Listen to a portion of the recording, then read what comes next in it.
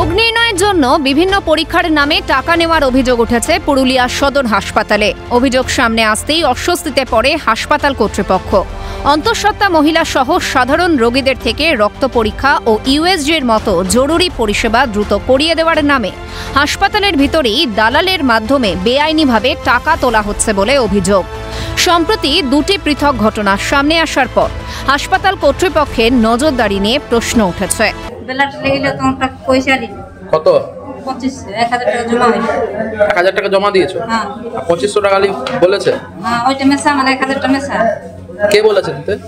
ওইটা লোক এসেছিল, ওই ব্লাড নিয়ে গেল লোক। হাসপাতালের স্টাফ? কইছে বাহার লাইসবে। কে বললো সেটা? সেটা ওখানে লোকে। ওখানে কোন লোক? কি ডাক্তার ছিল না নার্স ছিল? ওখানে কাজ করে? হ্যাঁ, ওইখানে ছিল।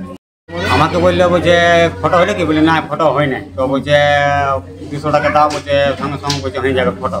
হাসপাতাল থেকে? হ্যাঁ, হাসপাতাল থেকে বলছে হয়ে যাবে। তারপরে বলছে ডাক্তার তো উঠে গেল, বলছে এখন তার হবে না, বলছে কালকে আসবে 10টা 10:30টার দিকে। তুমি টাকা দিয়েছো?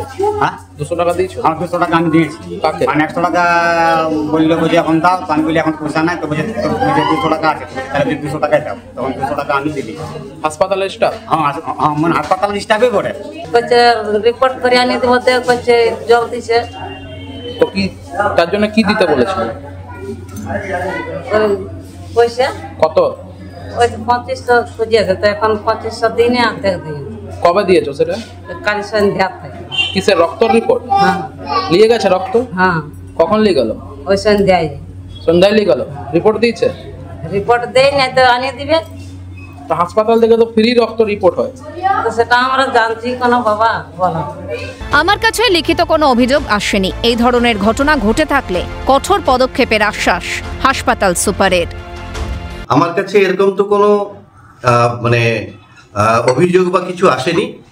যদি কিছু আসে অবশ্যই আমি এটা স্ট্রিক্টলি দেখব এবং এটাকে মানে যাতে না হয় তার ব্যবস্থা নেব, নিশ্চিতভাবে ব্যবস্থা নেব। ঘটনার তীব্র কটাক্ষ করেছে বিজেপি নেতৃত্ব।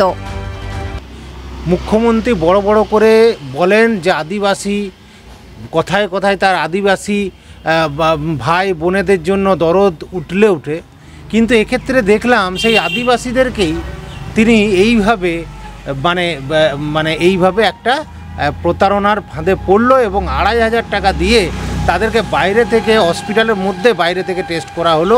অভিযোগ পেলে খতিয়ে দেখার আশ্বাস তৃণমূলের তরফে। আমাদের কাছে সেরকম তথ্য এখনো আসেনি। যদি সেরকম তথ্য থাকে তাহলে আমরাও হাসপাতালের যারা আধিকারিক আছেন, কর্তৃপক্ষ আছেন, তাদের সাথে বিষয়টি নিয়ে আলোচনায় করব। দ্রুত এ বিষয়ে উচ্চ পর্যায়ের তদন্ত এবং দোষীদের বিরুদ্ধে ব্যবস্থা গ্রহণের দাবি জানিয়েছে রোগী মহল। পুরুলিয়া থেকে দীপক রামের রিপোর্ট, ক্যালকাটা নিউজ।